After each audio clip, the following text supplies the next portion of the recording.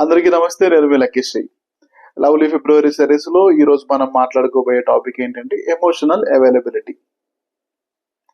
Emotional availability అంటే ఏంటి అంటే మన భావోద్వేగాల్ని మన పార్ట్నర్ తో పంచుకోవడానికి వాళ్ళు అవైలబుల్ గా ఉన్నారా లేదా అనేది.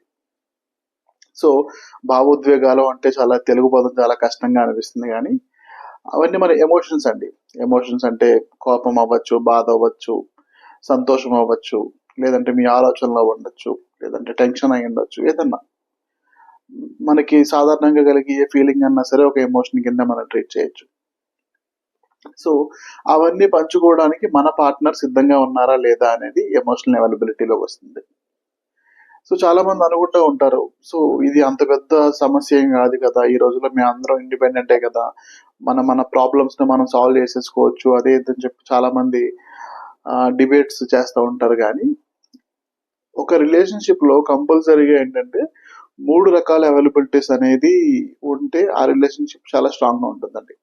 ఒకటి ఫైనాన్షియల్ అవైలబిలిటీ, పార్ట్నర్స్ ఒకరికొకరు సపోర్టివ్ గా ఉండాలి. ఇంకొకటి ఫిజికల్ అవైలబిలిటీ, ఒకరికొకరు ఫిజికల్ గా సాయంగా ఉండాలి.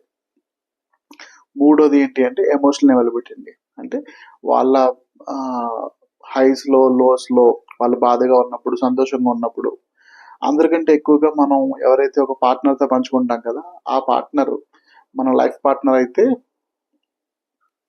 అంతకు మించిన అదృష్టం ఇంకోటి ఏది కూడా ఉండదండి. సో మీ పార్ట్నర్, మీ బాయ్ ఫ్రెండ్ అవ్వచ్చు, గర్ల్ ఫ్రెండ్ అవ్వచ్చు, లేదంటే మీ భార్యాభర్తల్లో ఎవరైనా అవ్వచ్చు, ఒకరికొకరికి మీరు వాళ్ళ హైస్ లో లోస్ లో, వాళ్ళ భావోద్వేగాల జర్నీలో మీరు పార్ట్నర్ కి అవైలబుల్ గా ఉంటున్నారా లేదా అనేది ఒకసారి చూడండి.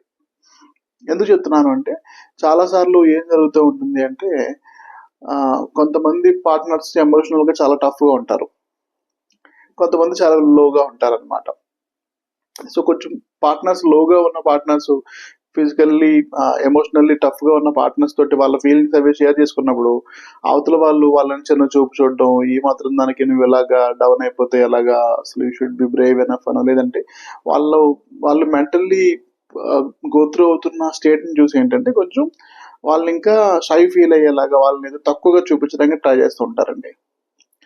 సో అలా ఉన్నారు అంటే వాళ్ళు వాళ్ళ రిలేషన్షిప్ ని చెడగొట్టుకుంటున్నారని చెప్పి నా అభిప్రాయం. సో ఎస్పెషల్లీ మీ పార్ట్నర్ మీకు అవైలబుల్ గా ఉన్నారా లేదా అనేది ఒక 4-5 సిచ్యువేషన్స్ లో మీరు అర్థం చేసుకోవచ్చు.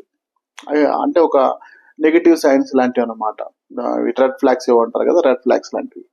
సో మీరు ఎప్పుడు కూడా మీ పార్ట్నర్ ఒకవేళ తను చెప్పాలనుకుంటూ చెప్తున్నాడు, మీరు చెప్పాలనుకుంటున్నది వినటం లేదు, లేదు మీరు ఏదన్నా ప్రపోజల్ కానీ దానికి ఫార్వర్డ్ చేశారు, తను ఇమీడియట్ గా ఆలోచించకుండానే దాన్ని టర్న్ డౌన్ చేసేయడం, లేదు లైఫ్ గురించి మీరు ఏదన్నా సీరియస్ ప్లాన్స్ వేసుకుంటున్నారు, సో దాని గురించి మాట్లాడదామని మీరు మీ పార్ట్నర్ చెప్పినప్పుడు అసలు దాని గురించి పట్టించుకోకపోవడం. సో ఈ ఒక 3 జస్ట్ ఒక శాంపిల్ లాంటివి అనమాట. సో ఇలాగా మీ పార్ట్నర్ గానే చేస్తున్నట్టయితే మీ రిలేషన్షిప్ స్ట్రాంగ్ గా కాదా అనేది ఒకసారి మీరు ఆలోచించుకోండి. సో అంటే అట్ ప్రెసెంట్ లవ్ స్టార్టింగ్ లో అందరికీ బాగానే ఉంటుంది, కానీ సో ఒకసారి ముందుకి వెళ్ళిన తర్వాత లైఫ్ లో మీరు నెక్స్ట్ స్టెప్స్ తీసుకున్న తర్వాత సో పార్ట్నర్ దగ్గర నుంచి ఎమోషనల్ అవైలబిలిటీ దొరకటం లేదు అని తెలిసినప్పుడు ఏంటంటే చాలా కష్టంగా ఉంటుంది అనమాట. సో మీరు నిజంగా ఏదైతే ఫీల్ అవుతున్నారో మీ పార్ట్నర్ దగ్గర ఒక సేఫ్ స్పేస్ ఉండి తను చెప్తే అర్థం చేసుకునేలా ఉండి మాట్లాడగలిగితే చాలా మంచిది. మాట్లాడి సార్ట్అవుట్ చేసుకోవాలని ప్రాబ్లం అంటూ ఏది ఉండదు.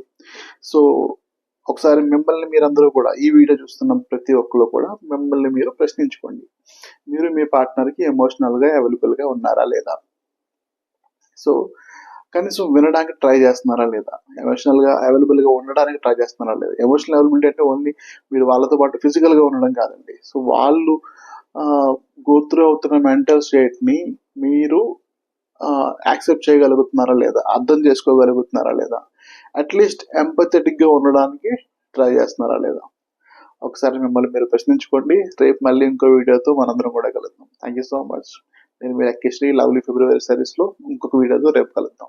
అండ్ ఈ వీడియో నచ్చినట్టయితే తప్పకుండా మీ అందరూ కూడా లైక్ చేసి షేర్ చేయండి. అండ్ ఎవరైతే ఇటువంటి ప్రాసెస్ గోత్రూ అవుతున్నారో, ఇబ్బందులు పడుతున్నారో వాళ్ళందరికీ కూడా తప్పకుండా షేర్ చేయండి. Thank you so much. Bye.